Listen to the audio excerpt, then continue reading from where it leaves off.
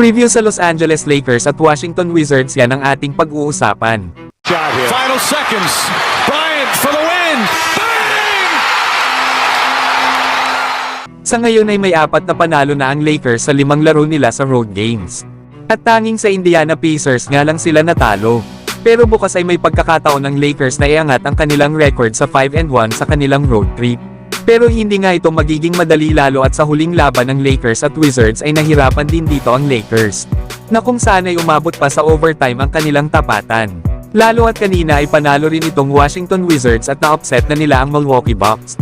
Partido pa dahil wala itong sila Kyle Kuzma at Tyus Jones sa kanilang kupunan, na kahit nga wala na silang pag-asa na makapasok ng play-in tournament, ay hindi pa rin maaaring magpabaya ang Lakers dahil maaari silang ma-upset ng Washington Wizards, pero nakahanda na dito ang Los Angeles Lakers.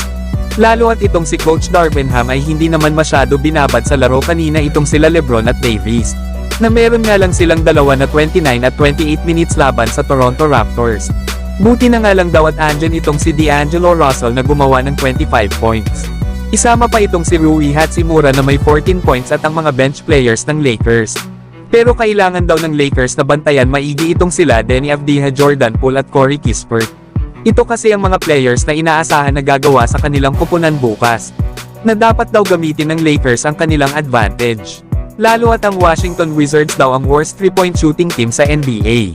At mahina din daw ang depensa ng Wizards pagdating sa rim. Kaya asahan natin na hahayaan ng Lakers na tumira ang iba sa Washington Wizards. At panigurado na duduminahin ng Lakers ang paint bukas. Kaya walang rason para sa Lakers ang matalo sa kupunan na 15 wins lang ang naipapanalo ngayong season. Sa ngayon ay wala pang injury report na inilalabas talaga ang Lakers. Pero itong si LeBron James ay maglalaro daw ito bukas. Na depende na nga lang daw ito sa mararamdaman niya sa umaga kung maglalaro ba ito o hindi. Samantalang inaasahan naman si Anthony Davis na maglalaro, lalo at kakaunting minuto lang naman ang nilaro niya kanina. Habang out pa rin sa Lakers itong sila Christian Wood, Jared Vanderbilt at Jalen Hood-Schifino, na hindi pa nga daw sigurado na maglalaro ba itong si Cam Reddish.